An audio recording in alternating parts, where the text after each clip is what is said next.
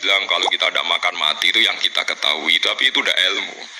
Kita nggak akan ngomong bisa hidup itu dengan paru-paru jantung, itu yang kita ketahui, tapi itu tidak ilmu. Yang benar-benar ilmu wa huwal ladzi yuhyi wa yumiit. Paham tinggal maksudnya? Nah, itu pentingnya kenal ulama. Nah, kalau kamu begitu berarti benar-benar mencintai Allah, karena Allah kamu zat yang super, yang luar biasa. Nah, tapi nak nyifati Allah kaya wong urip piye jantung. Padha karo kene nakoki pangeran. Ndak iso tenan Gusti jenengan kula urip tanpa napa? Pangeran ibu takoki ngono itu kan. Lah itu termasuk al-mutahabbina fillah, orang yang mencintai ulama karena ulama lah yang bisa memuji Tuhan. Lane tiang Yahudi, tiang Nasrani dikritik Allah wa ma qadaruhu haqqan qadri. Mereka tidak bisa menghormati Allah dengan sepenuh-penuhnya sifat Allah. Karena mereka sering mengukur kekuasaan Allah ambek yang mereka lihat. Nggih, ambek yang mereka napa? Lihat. Mulane gejolakane Quran anggo jelek wong Yahudi. Orang Yahudi itu meyakini Isa itu anak zina karena Maryam tanpa bapak kok punya anak, berarti anak nopo zina. Terus cari pangeran anggo jelek wong Yahudi, jarene cerdas pikir kok. Cara pangeran yo gampang, inna masalah Isa inta wa ika masalih nopo Adam. Nah Isa iku mukhal mergo tanpa bapak, kudune wong Yahudi luwih ingkar anane Adam. Adam malah tanpa bapak, tambah ibu.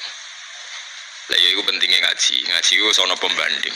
Jadi gue nak dewa yang anda ketahui, anda akan jadi kafir. Meskipun gak kafir yang terang-terangan, tapi kafir diam-diam. Perkara ini meragukan kekuasaan Allah. Jadi mulane kula nu kan delok wong nggih bingung. Aku nak ra umume wong jare ra pinter, nak kaya umume wong dadi setengah kafir. Ya memang repot jadi ulama, tapi harus berani ngomong. Itu tadi makanya Imam Ghazali bilang Quran ilmu tertinggi itu ketika hanya nyifati Allah. Kata wa huwal ladzi yuhyi wa yumiit. Allah bisa menghidupkan tanpa syarat. Wa yumiit ya tanpa syarat. Jadi ya begitu. Misalnya begini bedanya ya. Saya bisa hidup kan karena makan, karena minum. Tapi orang Islam disuruh yakin ada makhluk Allah di sana yang kita tidak tahu, namanya malaikat. Itu hidupnya jutaan tahun tanpa makan, tanpa minum. Itu kalau ulama langsung tahu, kita dengan malaikat tidak ada bedanya. Artinya kalau Allah bikin Jibril butuh makan ya bisa. Kita dijadikan kayak malaikat tanpa makan, ya bisa. Karena ujung-ujungnya keputusan tertinggi, malaikat rah butuh mangan, ngono iku ya ora krana saktine malaikat, tapi krana kersane Allah. Kita digawe lemah ngene iki ya ora krana kita lemah, ya mergo kersane Allah. Itu disebut napa wa huwallazi yuhyi wa yumiit. Paham gini penting kalau aturaken terus kula nggih mungkin hanya sekali niki mukaddimai kitab ini sudah saya cek hadisnya. Ini kan kitab Ihya, terus yang terakhir itu sarahnya Ihya Sayyid Zabidi. Sayyid Zabidi itu yang mensarah Ihya. Kebetulan kula kemarin-kemarin itu sering menghatamkan Ihya. Urut maksudnya buatan maca acak, buatan urut. Nah sampai kan ya ora urut ya ora hatam. Jadi artinya mau maca ya mungkin tahu hatam tapi ora urut. Kayak ngaji kilatan ngaji hatam tapi mboten apa urut. Ihya itu dikarang tahun 450, beliau lahir kapundhut 505. Ora ana sing nyarai, 600 tahun enggak ada yang mensarai.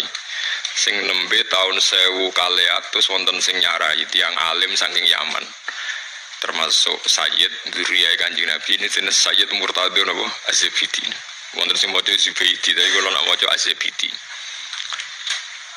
Nah, ketika saya baca itu terakhir ini beliau di kesimpulan pada akhirnya sing diridani Allah itu nanti hanya orang yang saling mencintai karena apa? Karena ini yang menciptakan agama, kata beliau, karena ini yang menciptakan apa? Agama. Terus Sayyid Zabidi nyontohkan orang Islam yang paling fasik hukumnya gimana, ini juga ikut menciptakan agama. Ini misalnya begini ya, di Jogja misalnya kan mayoritas Islam. Masih preman ya jenenge Nuraini. Enggak misalnya sing wong nakal ya jenenge Solikati, soalnya masih gini. Paling enggak itu kalau ditanya masjid itu roh ya ora janggal nak wong Islam.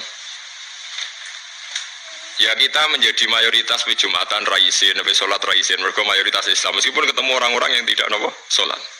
Tapi kalau ada misalnya hidup di Australia atau hidup di Ambon, ya, namanya siapa Martinus, sopo jeneng Kristen, terus kita kok apa sholat, kita kok masjid rawani, wes meragukan orang era jelas, sing ditakoi tidak nopo Islam. Tapi wong fasik sing ngerasa sholat lah asal Islam, kita kok masjid itu rasungkan wong ini Islam. Itu zaman Sidina Umar ketika apa orang fasik Islam dapat saham ghanimah, jawab Umar dapat karena memperbanyak kuantitas. Lah iku al-mutahabbina napa? Fillah. Kulo niku nate diceritani kanca-kanca tonggo kulo sing kerja teng Malaysia, TKI teng Malaysia. Itu pernah satu kapal tuh saking banyaknya penumpang itu ada Jumatan karena pas dina Jumat. Walhasil penumpang sebagian sing non muslim gak seneng karena dak bawah itu dipakai Jumatan, yang tempat publik itu dipakai Jumatan. Wong Islam senengane ganggu wong ae, kapal wek wong akeh dienggo Jumatan. Itu sing ngomong ngono dijotosi. Sing ujure sing jotosi iku sing ora Jumatan. Jadi yo dene ra Jumatan jagongan mek Cina. Oh niku tangga kula. Aku ra trimo Gus tak jotos. Lah kok Jumatan nggih boten.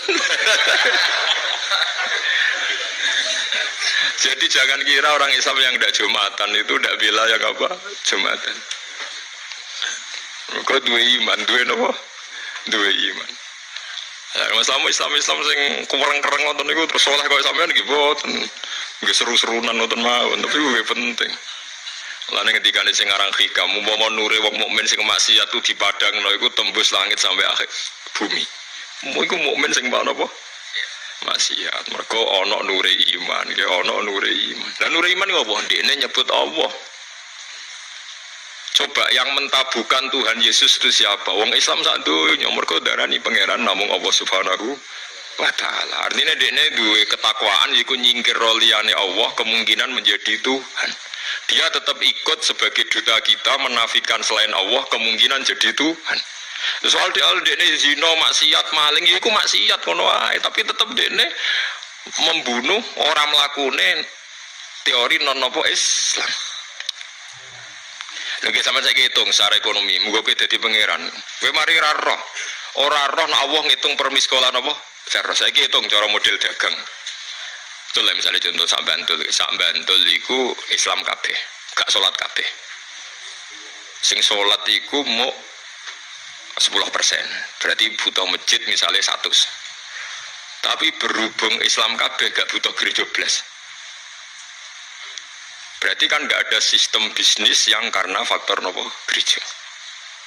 Satu, patung Yesus ora payu, gereja ora payu, mergo Islam kabeh. Artinya sebab nggak ono gereja itu sebab apa? Sebab pokoknya Islam soleh asal Islam. Betul beda. Sebab ora ono gereja itu asal Islam apa kudu Islam soleh? Asal Islam. Berarti asal Islam itu wis iso gusur kemungkinan ono tempat kemusyrikan. Gue sekali-kali ngregani wong ora saleh kancamu ya kowe dhewe udah sawangane ora siap aku ngelem ora saleh.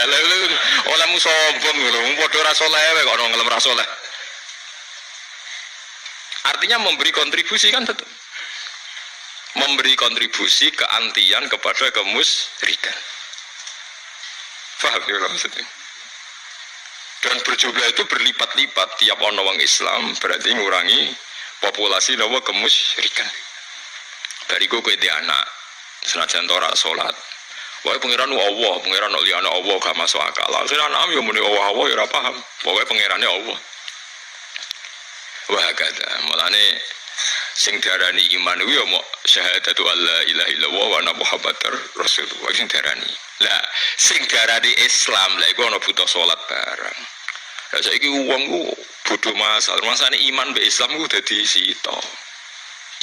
Padahal sing darani iman wis pokoke nyakini nek ana Allah. Lah sing darani Islam. Lha salat rukun Islam ta rukun iman? Rukun Islam. Tapi ngantri do lali padahal ngaji mulai cilik. Kulo pura-pura dibantah kiai seputi lho Gus, mung kadung Islam kok ora salat. Iman iku rukun iman, nak salat iku rukun. Cek angel nerangno. Terus iman itu disebut ping pindho to nggih. Rukun iman pertama nopo? Antuk minabillah. Rukun Islam pertama. Syahadat itu berarti kan iman nak Allah kan dua kali kan. Iman yo rukune iman yo nomor 1 Allah. Rukune Islam